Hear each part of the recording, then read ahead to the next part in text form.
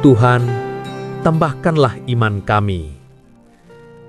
Para rasul yang sudah lama mengikuti pelayanan Yesus merasa bahwa iman mereka sangat kecil, sehingga tidak bisa melakukan hal-hal besar seperti yang telah Yesus perbuat dalam pelayanannya. Mereka yakin bila Yesus menambahkan iman mereka, maka pelayanan para rasul bisa besar, tidak takut dengan kelompok Saduki dan Farisi. Pengajaran mereka didengar para pengikutnya dan bisa menyembuhkan yang sakit.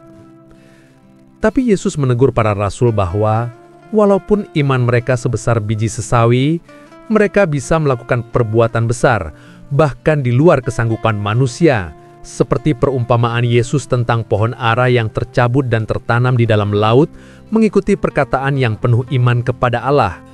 Perbuatan besar bukan tergantung dari ukuran iman yang dimiliki, tetapi pada kesediaan melayani dengan tulus, kerendahan hati, kepercayaan hidup berelasi dengan Allah dalam setiap tindakannya.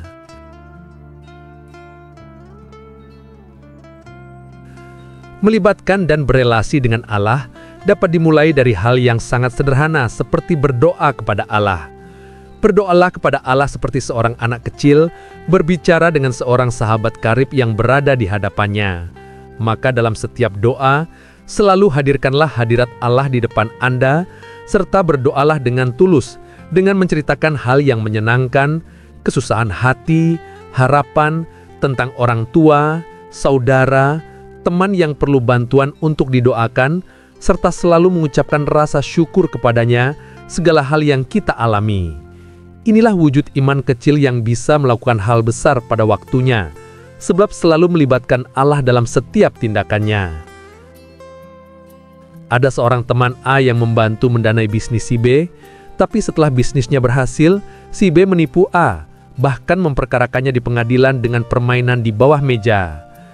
A hanya bisa membawa masalah yang dihadapinya kepada Allah dalam setiap doanya, dan melakukan segala tindakan semaksimalnya dalam mendapatkan keadilan di pengadilan.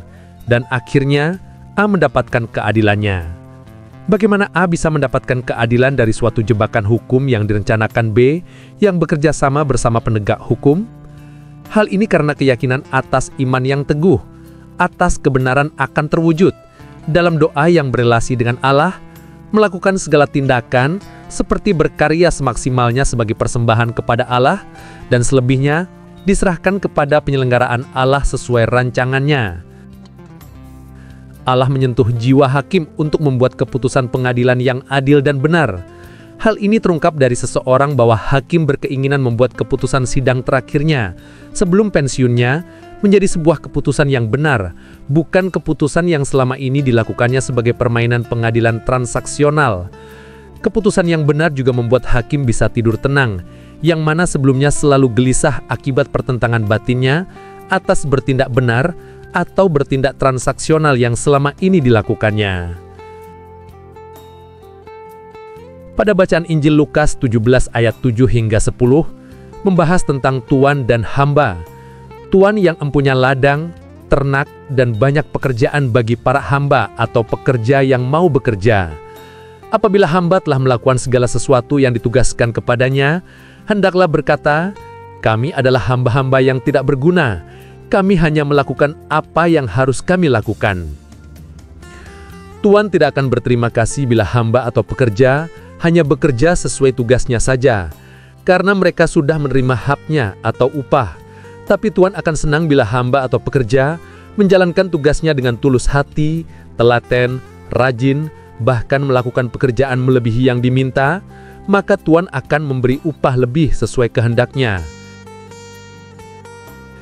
Yesus memanggil setiap orang secara pribadi untuk menjadi pekerjanya di ladang Allah, ladang rohani atau iman, untuk menabur, menjaga, merawat dan menumbuhkan, membimbing, memelihara benih iman setiap orang.